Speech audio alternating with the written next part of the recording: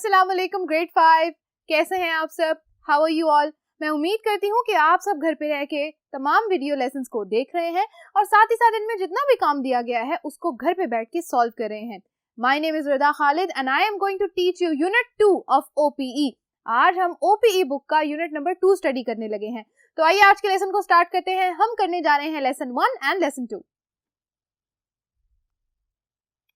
हाँ जी, तो ग्रेड 5 हम आज इस वीडियो लेसन में बात करेंगे लेसन 1 एंड लेसन 2 के बारे में।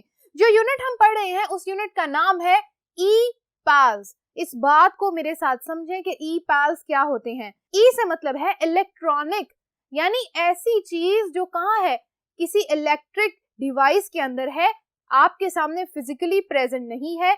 यानी ऐसी चीज जो आपको सिर्फ एक स्क्रीन पे नजर आ रही है, वो कोई भी चीज हो सकती है जिसको आप टच नहीं कर सकते, जिसको आप फील नहीं कर सकते, जिसके साथ आप बात नहीं कर सकते। पाल्स जो है ये एक स्लैंग वर्ड है। ये किसके लिए यूज होता है? ये वर्ड दोस्तों के लिए यूज होता है, यानी ये जो लफ्ज है ये फ्रेंड्स का ही एक वर्ड है, ठीक है। तो ई पाल्स का मतलब ऐसा है कि ऐसे दोस्त जो हमारे साथ सिर्फ स्क्रीन के अंदर है, यानी लाइव नहीं है, ऐसे नहीं है कि वो बिल्कुल हमारे साथ खड़े हैं। तो ऐसे दोस्त जिनको कहाँ पे आप देख सकते हैं, सिर्फ किसी स्क्रीन पर, या जिनसे आप सिर्फ ईमेल्स के जरिए बात कर सकते हैं। तो आज के इस पूरे के पूरे यूनिट के अंदर हम बात करेंगे कि ईमेल्स कैसे भेजी जाती हैं अपने उन दोस्तों को जो आपसे बहुत दूर रहते हैं किसी दूसरी कंट्री में। तो उनके साथ बात करने के लिए जो ईमेल्स भेजी जाती हैं, इसी तरह से उनको कहा जाता है कि वो हमारे ई-पैल्स हैं, ठीक है। और इनको करने के लिए, ईमेल्स को करने के लिए हमारे पास जो डिवाइस है वो क्या है? कंप्यूटर्स। तो कंप्यूटर्स को कहा जाता है कि कंप्यूटर्स हमारे ई-पैल है, ठीक है। यानी हमारा वो दोस्त है जो हमारे मैसेजेस हमारे दोस्तों तक पहुंचाता है, ठीक है। अच्छा, आज हम बात करेंगे लेसन 1 में लिसन एंड स्पीक के अंदर दो बातें पहले डिस्कस कर लेते हैं। सबसे पहले आप देखें वोकैबुलरी। वोकैबुलरी में हमारे पास क्या लिखा हुआ है? Computers and IT, countries and nationalities. Computers के बारे में हम बात करेंगे। IT, इंफॉर्मेशन टेक्नोलॉजी, ये वर्ड मैं यहाँ लिख देती हूँ क्योंकि इसके बारे में आपको पता होना चाहिए, ठीक है।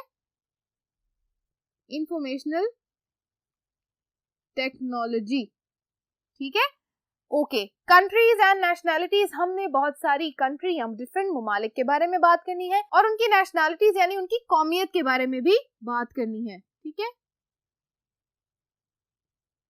ओके। अगली बात, ग्रामर में हम देखेंगे दो बातें, गोइंग टू एंड विल। हम देखेंगे कि हम सेंटेंसेस के अंदर गोइंग टू कब लिखते हैं और विल कब लिखते हैं। हम गोइंग टू उस टाइम पे लिखते हैं, कोई अमल करने से पहले, कोई भी एक्शन लिखने से पहले, जब हम एक चीज का इरादा कर चुके हैं, ठीक है।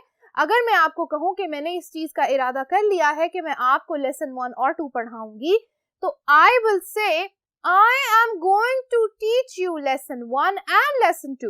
लेकिन अगर मैं इस बात को ऐसे कहूं कि मैंने भी इरादा नहीं किया, तो मैं ये कहूंगी I will teach you English, ठीक है, कि मैं आपको इंग्लिश पढ़ाऊंगी लेकिन मैंने अभी उसका इरादा नहीं किया, मुझे नहीं पता मैंने क्या पढ़ाना है, ठीक है। तो जब आप इरादा कर चुके हैं, डिसीजन हो चुका है, डिसीजन कर चुके हैं, तो हम उस टाइम पे लिखते हैं, हाँ जी, going to, after making a decision. और विल किस टाइम पे लिखते हैं हम? विल उस टाइम लिखते हैं बिफोर मेकिंग अ डिसीजन, यानी किसी चीज का इरादा करने से पहले आपको थोड़ा सा आइडिया है कि शायद आप ये काम करने वाले हैं, तो उस टाइम पे आप विल यूज करते हैं। अदरवाइज जो आप वर्ड यूज करेंगे वो क्या होगा? Going to. यहाँ तक ये बात थोड़ी सी समझ आ गई? यही ग्रामर का पार्ट हमने आगे जाके लेसन नंबर 4 में एक्सरसाइजेस में सॉल्व करना है, ठीक है, ओके। अब आ जाए एक्सरसाइज 1 की तरफ। Read and answer. आपकी बुक में यहाँ पर एक डायलॉग दिया गया है बच्चों, हमेशा की तरह आपने उस डायलॉग को पढ़ना है और उस डायलॉग को पढ़ने के बाद आपने क्या करना है? इस बात का आंसर करना है। सबसे पहले तो आप वीडियो को पॉज करें और उस डायलॉग को पढ़ के वापस मेरे पास आ जाएं। तो बच्चों अब हम इस क्वेश्चन का आंसर करेंगे। What is Judy going to look for? What is she going to write about? यहाँ पर आपको एक चीज नजर आ रही है, going to। इसका मतलब है कि जूडी ने इरादा कर लिया है, डिसीजन बना लिया है कि उसने क्या करना है, she is going to look for something, उसने किसी को ढूंढना है, और क्या ढूंढना है, हम कहते हैं Judy is going to look for an e pal. ठीक है, तो जूडी एक ई पॉल को ढूंढ रही है। All right, next, what is she going to write about. अब देखें दोबारा से, गोइंग टू इस बात का मतलब यह है कि उसने इरादा कर लिया है कि उसने कुछ लिखना है, तो क्या लिखेगी, शी विल राइट अबाउट, और आप कहते हैं she is going to write about food, families, etcetera etc। यानी वो किस बारे में लिखेगी, फूड के बारे में लिख सकती है, दोनों फैमिलीज के बारे में लिख सकती है, किसको, अपने ई पाल को, कोई भी हो सकता है। ओके, अच्छा, अब एक्सरसाइज 2 की तरफ आ जाए। Exercise number 2, look at the table. आपने टेबल को देखना है जो इस एक्सरसाइज के नीचे बना है, एंड से how each person is going to find an e pal. आपने ये देखना है कि किस तरह हर शख्स, एवरी पर्सन, जो भी उस टेबल में लिखा हुआ है, उसने किस तरह से एक ई पॉल ढूंढना है। आपको टेबल में नजर आ रहा है एक नाम, नाम के बाद आपको एक कंट्री का नाम लिखा हुआ नजर आ रहा है, और उसके आगे क्या नजर आ रहा है, वेरी गुड, उसके आगे आपको नजर आ रहा है कि वो कैसे ढूंढेगा। तो आपको हर टेबल में लिखा हुआ नजर आ रहा होगा कि वो अपनी मदर से पूछेगा या कोई अपने टीचर से पूछेगा। तो ये सारी बातें आपने वहां से देखनी है, और इस एक्सरसाइज को आपने कैसे करना है, ओरली, यू हैव टू से इट, आपने बोल के बताना है। तो इस काम की प्रैक्टिस आपने कैसे करनी है, सेंटेंसेस आप कैसे बनाएंगे, Judy is going to look for an e pal in Italy. अगर जूडी एक ई पॉल को ढूंढ रही है तो ई पॉल कहाँ मिलेगा उसको, हाँ जी, इटली में। ठीक है, ये कंट्री का नाम हो गया, और वो कैसे ढूंढेगी ये भी आगे टेबल में बताया हुआ है। आप लिखेंगे Judy is going to look for an e pal in Italy, and how she is going to do it, she is going to ask her mother. Very good, आपने इसी तरह टेबल से ये पढ़ के बताना है, और ये सेंटेंस जैसे एग्जांपल में लिखा है आप इसको ऐसे ही प्रैक्टिस करेंगे। ये सिर्फ हमारी प्रैक्टिस एक्सरसाइज थी। ठीक है बच्चों, ये काम आप इस वीडियो के खत्म होने के बाद भी कर सकते हैं, और अगर आप चाहें तो ये काम आप अभी इस वीडियो को पॉज करके भी कर सकते हैं। अब हम आगे बढ़ने वाले हैं लेसन नंबर 2 की तरफ। हाँ जी, तो लेसन नंबर 2 में हमने क्या करना है, पेज 9 पे आ जाए। एक ही एक्सरसाइज यहाँ पर दी हुई है, हमने सिर्फ उसको सॉल्व करना है।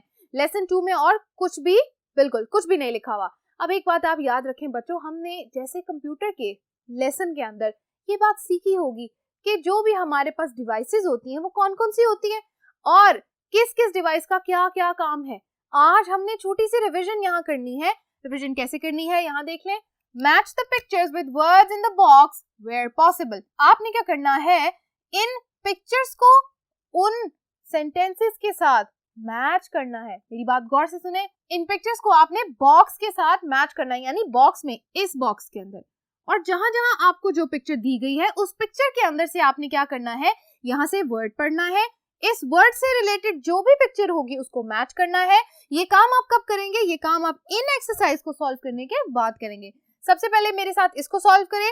Number 1, you type on a dash. When you type, you use all your fingers and thumb, not just your 2 fingers. यानी आप किसके ऊपर टाइप करते हैं, यहाँ से एक डिवाइस का नाम लिखें। When you type, जब आप टाइप करते हैं, you use all your fingers, आप अपनी सारी उंगलियां इस्तेमाल करते हैं, and thumbs, और अपने अंगूठे भी, not just 2 fingers, सिर्फ 2 उंगलियों से टाइप नहीं करते। तो ऐसी कौन सी डिवाइस है, हाँ जी, कीबोर्ड। वेरी गुड, हम लिखते हैं यहाँ पे कीबोर्ड के spelling. Next, number 2, you get electricity from a dash. आपको इलेक्ट्रिसिटी कहाँ से मिलती है उसका नाम लिखना है। Turn it of when you finish work. आपने क्या करना है, उसके बाद इसको ऑफ कर देना है जब आपका काम खत्म हो जाए। तो हम यहाँ लिखते हैं पावर सप्लाई, यानी जो स्विच आप लगाते हैं ना, हाँ जी, सॉकेट और स्विच जहां लगाते हैं, that is called power supply. Number 3, you use a dash to move the flashing line cursor around your computer screen. Computer की स्क्रीन के ऊपर आपको जो एक फ्लैशिंग लाइन नजर आती है, यानी वो कौन सी लाइन होती है, वो छोटा सा एक आपको कर्सर नजर आता है, और उसको अगर आप माउस को हिलाएं तो साथ साथ वो कर्सर भी घूमता है। तो हम यहाँ लिखते हैं when you use a mouse to move the flashing line. Okay बच्चों, alright. Alright, number 4, print your work on the dash, it can print pages in colour और ब्लैक एंड व्हाइट। आपने अपना काम प्रिंट करना है। जैसे आपको वर्कशीट्स मिलती हैं तो आपकी टीचर वर्कशीट्स कहाँ से लाती हैं? हाँ जी, प्रिंट करके प्रिंटर से लाती हैं, तो हम लिखेंगे यहाँ पर printer. Okay, next, number 5, to send your emails and files, अपनी फाइल्स और ईमेल्स को भेजने के लिए कनेक्ट टू अ डैश, एक डैश के साथ कनेक्ट कर लें। You can send emails, files and pictures down the phone line. आप फोन लाइन के थ्रू क्या क्या भेज सकते हैं? Emails, files and pictures. तो एक चीज हम यहाँ से चूज करते हैं, दैट इज इंटरनेट। ओके, यहाँ पर हम लिख लेते हैं, हमने सबको चूज कर लिया। ओके, यहाँ तक सबने वर्ड्स लिख लिए? ओके, अब एक्सरसाइज में इस पार्ट की तरफ आ जाएं जहां पर हमें नजर आ रही है पिक्चर। पिक्चर ए को देखें। पिक्चर ए को आपने मैच करना है सेकंड सेंटेंस के साथ। सेकंड सेंटेंस में हमने लिखा है पावर सप्लाई, आप यहाँ लिख दें पावर सप्लाई, या आप जाके मैच कर दें ए पिक्चर को पावर सप्लाई जहां पर बॉक्स में लिखा हुआ है। उसके बाद अगली पिक्चर के ऊपर आ जाएं। पिक्चर बी को आपने फोर्थ सेंटेंस में, यानी जहां प्रिंटर लिखा है, प्रिंटर के साथ मैच करना है। ऊपर बॉक्स के अंदर जहां पर प्रिंटर लिखा है वहां इसको मैच कर दें। सी पिक्चर नंबर 1, सी पिक्चर नंबर 1 क्या है? कीबोर्ड। हम कीबोर्ड के साथ इसको मैच कर देते हैं ऊपर बॉक्स के अंदर जहां कीबोर्ड लिखा है। लास्ट वन, डी पिक्चर में क्या है? थर्ड सेंटेंस पे आ जाए, माउस। अब आप इसको माउस के साथ क्या कर दें, जाके मैच कर दें बॉक्स के अंदर जहां पर ये वर्ड्स लिखे हैं। ठीक है बच्चों, यहाँ तक हमारा लेसन नंबर 2 फिनिश होता है। हमने आज मिलकर कंप्लीट कर लिए लेसन 1 और 2 में जो इंपॉर्टेंट एक्सरसाइजेस थी वो सारी। इसके अलावा कोई भी काम करना हमारे लिए जरूरी नहीं है, हमें इन बातों का पता होना बहुत बहुत जरूरी है। ठीक है बच्चों, दैट्स इट फॉर टुडे। अब हम मिलेंगे अगले वीडियो लेसन में जहां हम रीड करने जा रहे हैं एक ई-पैल स्टोरी, और उसको हम रीड करेंगे लेसन नंबर 3 में। तब तक के लिए अपना ख्याल रखिए, काम करते रहिए। अल्लाह हाफिज।